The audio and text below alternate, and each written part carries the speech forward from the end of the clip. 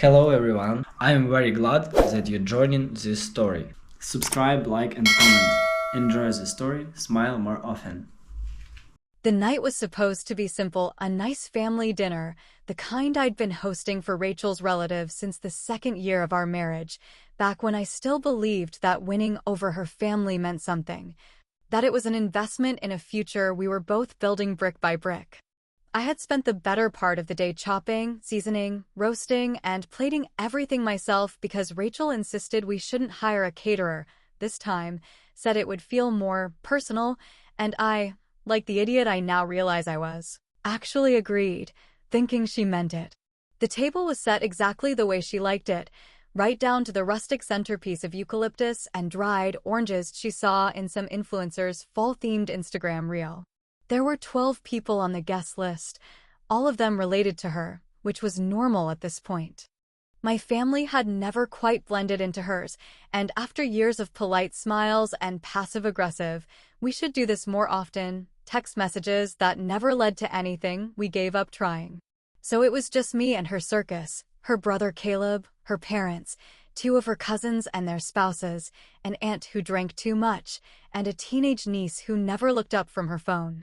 I was halfway through checking the roast when she leaned over and whispered, "We're short on chairs. Could you grab the folding ones from the garage?" I wiped my hands on a towel, nodded without thinking, and made my way toward the door that led to the garage, already running through mental checklists of whether I remembered to pull the wine out to breathe.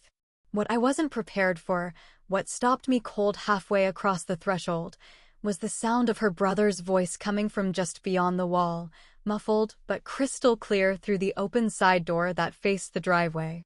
Caleb had stepped outside to take a call or grab a smoke, I wasn't sure which, but his voice was sharp with laughter and soaked in disdain. "I still can't believe you married this loser," he said, the word loser landing like a slap I never saw coming. "Dad's right, dump his ass before you have kids and get stuck forever." I stood there frozen, my hand gripping the doorknob tighter than necessary, trying to convince myself I misheard, that this was a joke or some brutal attempt at sarcasm taken way too far. But then I heard Rachel's voice, clear, calm, cool as the champagne chilling in our fridge. "Already working on it," she said without even a hint of hesitation. "My lawyer says we can take half his business too, maybe more depending on how the accounts are structured." I swear, in that moment, time didn't just slow down, it shattered into sharp pieces that I had to carefully step through to keep moving. I didn't breathe, didn't blink, didn't scream or walk away or throw something heavy through the garage window like the old me, the real me, probably would have. No, I stood there in the dark, listening to the quiet rustle of betrayal clothed in expensive jackets and polished family smiles, and something in me shut off. Not in a broken way, but in the way a machine powers down to prepare for reprogramming. I picked up the chairs like nothing had happened. I walked back into that house with the same smile I'd been wearing since the guests arrived. I cracked jokes, poured wine, and served the roast with a flourish, ignoring the way Rachel's hand grazed mine like we were still a team. Her father gave me one of those firm nods, the kind that men like him give out like empty receipts, acknowledgement without warmth, presence without approval. I poured him an extra inch of wine anyway and asked if he'd had time to review the investment deck I'd sent over last month. He said he hadn't gotten around to it, and I said, "No problem at all," like I actually believed that lie. Dinner went off without a hitch. Laughter echoed through the dining room. Her aunt spilled wine on the runner. Someone complimented the mashed potatoes. I accepted every compliment like it was worth something, all while my chest burned with 1,000 unsaid things I couldn't let slip. Not yet, not like this. Because this wasn't going to be a blow-up. This wasn't going to be some emotional explosion where I flipped a table or screamed accusations across a room full of people too spineless to admit what they really thought of me. No, this was going to be cold. This was going to be calculated. This was going to be the kind of revenge that made them wish they'd just walked away quietly while they had the chance. After dessert, some apple tart Rachel bought from a bakery and passed off as homemade, I started clearing the plates. I smiled through every dish I scrubbed, every wine glass I rinsed, every laugh echoing from the living room while the family watched reruns of some sitcom and talked about where they'd all meet up for Thanksgiving. Rachel came into the kitchen, kissed me lightly on the cheek, and said, "You're amazing," like nothing had just happened. And I nodded, because she had no idea what I knew. That night, after the last guest left and the house was silent except for the humming of the fridge, I sat down at the dining table and opened my laptop. I stared at the screen for a few minutes, heart pounding again, not from rage anymore, but from focus, from clarity. Then I opened WhatsApp, found Dana's contact, my lawyer for the past 7 years, the one who handled the original paperwork for my company, and sent a single message. "I need to talk. Alone. Tomorrow." The next morning felt like the quiet before a storm I had already chosen to walk into, eyes wide open and hands clenched around the steering wheel of my truck like I was holding onto something that might slip away if I didn't squeeze hard enough. I didn't sleep much, maybe an hour at most, not because I was spiraling or breaking down, but because my brain refused to shut off, not after what I'd heard. Not after hearing my own wife calmly explain how she was already working with a lawyer to dismantle everything I'd built. By 8 a.m. sharp, I was sitting across from Dana in her corner office, staring at the same framed law degrees I'd seen 10 times before, though this time they felt less like decorations and more like weapons. Dana had been my attorney since I started my company, back when it was just me and a rented storage unit filled with product prototypes, and she'd never sugarcoated a damn thing. She was sharp, sarcastic when she needed to be, and dead serious when it counted. "So," she said, crossing her legs and not bothering to look up from her screen, "what did your wife do that required an early morning emergency session and a note that said, 'Come alone,' like we're in a mob movie?" I didn't laugh. I told her everything. Every word Caleb said. Every word Rachel replied with. The tone in her voice. The smug certainty in his. How I didn't say a thing and just kept smiling through the rest of the night like a man rehearsing the role of himself. Dana listened, her face growing stiller by the second, and by the time I finished, she was already flipping open the folder marked prenup. "The good news," she said, "is that you were smart enough to listen to me 5 years ago. The prenup still holds mostly. But depending on how she plays it, especially if she claims contributions or sacrifice, she might be able to argue for partial ownership. Especially if any of your company accounts are tied to joint property, or if you ever pulled dividends into a shared account."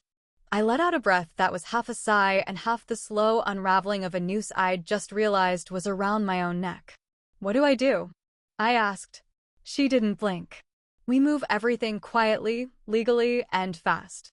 The next 48 hours were a blur of movement, signatures, passwords, and conference calls that felt more like covert operations than financial strategy. I started the process of transferring my business assets into a newly formed irrevocable trust with me as the trustee and a separate holding company as the listed owner. We pulled the operating agreements, rewrote the employee profit-sharing terms, and secured every licensing contract under the new entity. Dana worked like a surgeon, precise and fast, and by the end of it, everything was locked tight. But I wasn't finished. Just in case Rachel was planning something even dirtier than I imagined, and I had no doubt she was, I hired a tech consulting firm. One of those quiet, off-the-grid teams that specialized in scraping data trails, flagging inconsistencies, and pulling metadata most people didn't know existed. I gave them access to our shared cloud storage, the old family iPad she rarely used anymore, and the smart devices around the house that were tied to her profile. I didn't want to snoop, I wanted evidence. Meanwhile, back at home, Rachel had started behaving like someone auditioning for Wife of the Year, laughing too easily, asking me about my day like she'd suddenly discovered I was interesting and accidentally, leaving her laptop open with nothing incriminating on it, just shopping tabs and Pinterest recipes, like she was trying to plant a very specific kind of narrative. One night, she even made dinner. From scratch. That woman hadn't cooked in 2 years, and now she was suddenly serving up risotto with a glass of red wine and soft jazz playing in the background like we were in some rom-com recovery montage. I smiled. I ate the damn risotto. I even told her it was good. but all I could think about was what she was planning next. By day 4, I had already spent almost 48 hours reviewing every file from the past 3 weeks, trying to track even the smallest inconsistency in her accounts or messages. And I know someone's going to point out that 48 hours doesn't equal 4 days, but listen, when you're working around the clock and running on coffee, time stops making sense. It was a Tuesday afternoon when the tech firm sent me an encrypted folder titled Flagged. Inside it were a dozen recovered emails, most of them between Rachel and someone named DA, with no further information. Most were vague, talking about plans and timing, and how they were almost ready to proceed. But one email, saved in her cloud drafts folder and never sent, chilled me straight through to the spine. The subject line? Phase 2, Ownership Transfer Strategy. And for the first time since that night in the garage, I felt real anger rise in my throat, not the kind that makes you yell, but the kind that sharpens your vision and steadies your hands. She wasn't just planning to leave me. She was planning to gut me. And I was going to make sure she choked on every single piece.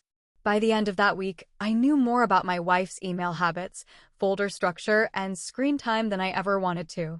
It turns out, betrayal isn't just a knife in the back. It's a spreadsheet titled Financial Strategy Overview and a poorly encrypted PDF stashed in a cloud folder marked Travel Plans. If there's anything I've learned in this mess, it's that most people think they're smarter than they are, especially the ones trying to get away with something. The document itself was almost laughable in its boldness. I found it in the second batch of flagged files Eli, my assistant, pulled for me after I gave him a green light to run full digital forensics on anything connected to our shared devices. Now, Eli isn't just some coffee-fetching intern. I hired him 3 years ago after he walked into my office with a USB stick full of code that could automate our client invoicing and cut our payroll system's processing time in half. The kid's brilliant, loyal, and, more importantly, quiet when it matters. "Boss," he said, standing in my office doorway holding his laptop like it was a piece of evidence, "I think I found something big." And he had. Buried inside a series of back-and-forth documents between Rachel and someone using the alias Davenport Holdings was a thinly veiled plan to pose as a potential buyer for my business, offering a number just high enough to seem appealing but low enough to be suspicious if you were paying attention. The kicker? Once I sold, the plan was to have that company quietly resell it under a shell Rachel and Caleb had already started building 2 months earlier. They were counting on one thing, that I would be tired, maybe looking for an exit, and too emotionally blindsided by a sudden divorce to see the play unfolding underneath it all. What they didn't count on was that I'd overhear their plan and flip the table before the game even started. I brought it all to Dana the next morning. Emails, metadata, corporate registration filings Caleb had sloppily put under his own personal address, even the fake buyer's proposal draft that Rachel had edited using our home IP address. Dana didn't just nod. She grinned like she was 2 steps ahead of them already. "We've got enough for a preemptive strike," she said. "Fraud, conspiracy to misappropriate marital assets, and enough circumstantial evidence to make her lawyer beg for a private settlement." We drafted the filings that same day: divorce papers, fraud complaints, a request for asset protection, and an injunction against Rachel and Caleb preventing them from making any moves on the business. But we didn't serve them yet. That would come soon enough. First, I wanted to set the stage. Meanwhile, Rachel had started a full-blown charm offensive. She began posting couple photos of us again, old ones mostly, vacations, anniversaries, grainy filters making our past look shinier than it ever was. She planned a brunch for that weekend, inviting a few of her equally image-obsessed friends, the kind who'd never be caught without a mimosa in hand and a passive-aggressive compliment on their lips. When the day came, she wore white linen and pretended like we were a Pinterest couple. I played along, the perfect husband, refilling glasses and laughing at the same stories I'd heard 3 dozen times, all while her friends oohed and awed over how lucky we were to have found each other. She even gave a toast, wine glass raised high, voice syrupy sweet, about how hard work and good communication made relationships last, and how not everyone got a second chance to fall in love with their own spouse again. I smiled through the whole thing. Then I raised my own glass, caught her gaze across the table, and said loud enough for everyone to hear, "I hope you're ready for Monday." Her eyes flicked sideways, just briefly, that millisecond of confusion that gives everything away if you're paying attention. I didn't stop smiling. "I have a surprise." Monday morning came dressed in sunshine, as if the universe had the nerve to act like this was just another normal day. But I was already up before sunrise, sitting in my office at home with a hot cup of black coffee and a folder thick enough to make any decent attorney flinch. While the rest of the neighborhood was still stretching and checking emails, the court clerk's courier had already walked into Rachel's office and handed her the envelope I'd been waiting 2 weeks to drop like a grenade made of manila and consequences. According to Eli, who, bless his soul, had a friend in her building's admin department, Rachel was in a meeting when the documents landed in her lap. She opened them, scanned the first 2 pages, and went pale enough for her coworkers to think something medical had just happened. She excused herself, locked herself in her office, and didn't come out for over an hour.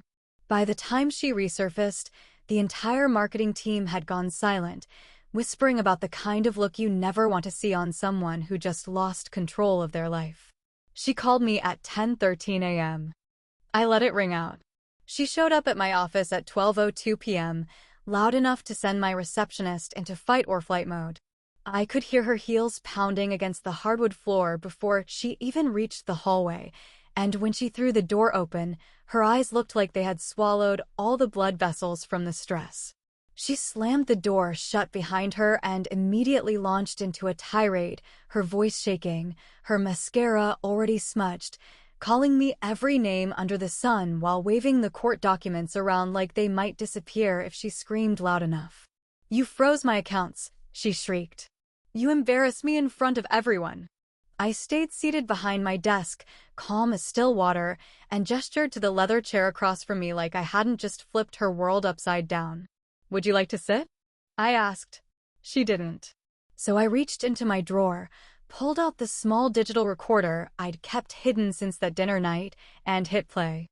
The garage conversation played loud and clear, Caleb's voice, laughing like the pompous idiot he is, and then Rachel's, that cold, calculated voice saying she was already working on it and how her lawyer had a plan to take half the business.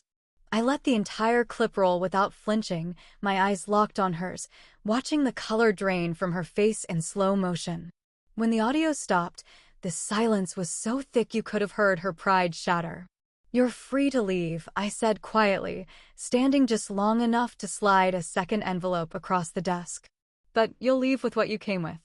She looked down at the papers, asset breakdowns, property delineation, a detailed account of every bank transfer I'd made into the trust, and the full legal explanation for how the business had been placed out of her reach 3 days before she even opened her mouth in that garage. She tried to pull out her phone. "I'm calling my lawyer," she snapped. I didn't move.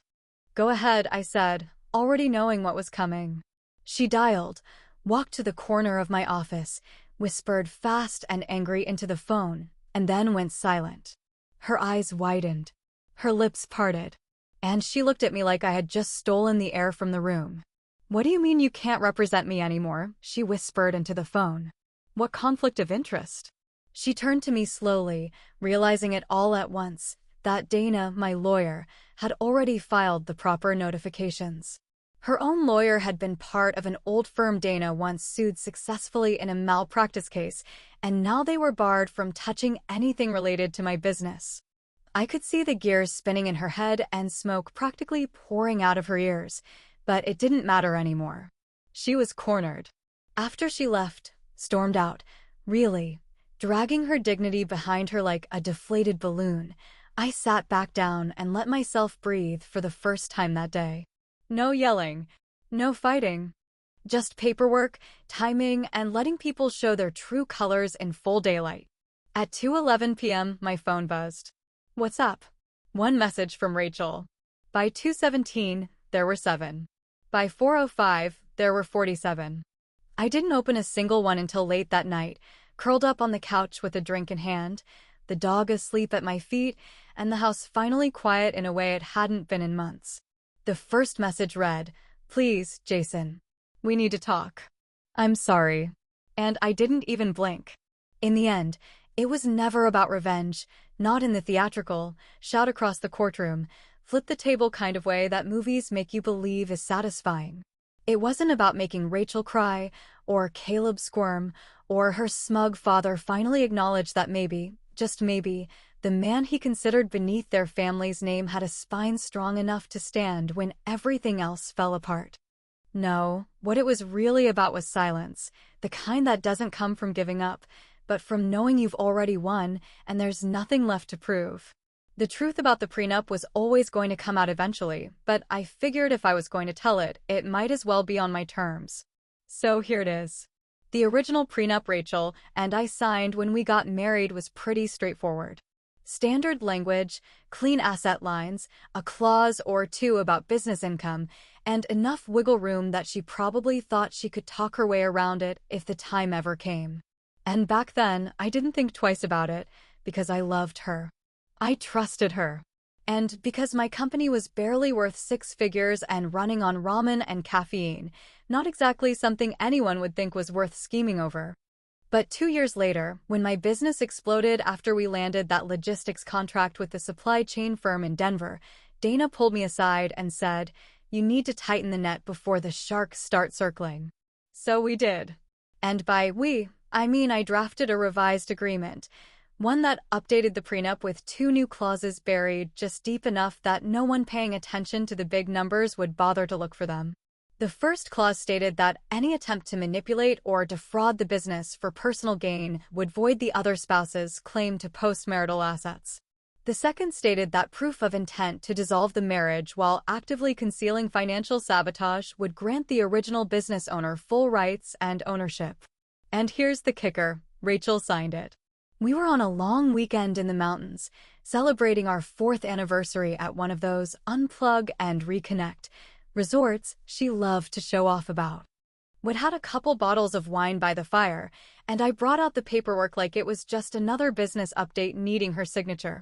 She laughed, asked if it meant we were officially too rich to be normal, and signed it while humming to herself. She never read the fine print. I never pushed her to. She never remembered. But Dana did. I did. And that document, notarized and backed by a paper trail longer than Rachel's list of shopping subscriptions, was ironclad. Her emails to Caleb? Her planning with the fake holding company? Her confession in the garage? That wasn't just betrayal. It was strategy. Premeditated fraud with the intent to steal. She didn't just try to leave me, she tried to gut me on the way out and laugh about it with a glass of wine in her hand. So yes, when she got those court papers and saw that her name had been removed from any claim to the business, when she realized her half was nothing more than a legal fiction that died the second she hit send on that email to Caleb, I didn't feel guilty.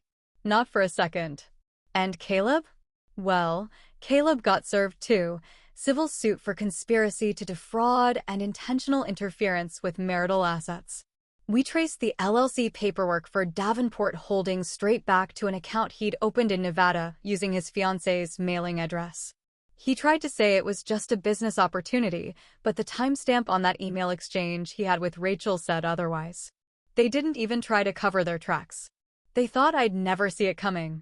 They thought I was stupid. I didn't press charges. I didn't want the drama. But I sued, and I won, and the settlement money I received from Caleb's side was quietly redirected, anonymously, of course, to a local women's business foundation that Rachel used to name drop whenever she was trying to impress people at networking events. She talked a big game about supporting female entrepreneurs, but never once lifted a finger to help. So now, thanks to her failed scheme, 10 small businesses run by women in the area will get grants and mentorships under her name. I thought that was fitting. As for Rachel's messages, the ones she sent after the smoke started rising from the wreckage she built, I didn't read all of them. I skimmed a few. I made a mistake, she said. We weren't really going to take anything from you, she pleaded. It was just talk. Then came the classic switch to guilt. You didn't have to embarrass me like that. As if I was the one who staged the betrayal and not the man who refused to let himself be destroyed by it. The last message she sent simply said, "Please, can we just talk? I miss us." It came through at 10:04 p.m., 4 days after the lawsuit filings hit public records and 2 days after her lawyer officially withdrew from the case.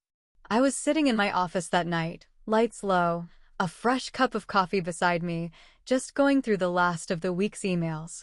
I saw her message pop up, and I stared at it for a long time, not because I didn't know what to say, but because I did, and because I finally had the peace to say it without anger or pride. So I typed a single reply. "No worries. You already said everything."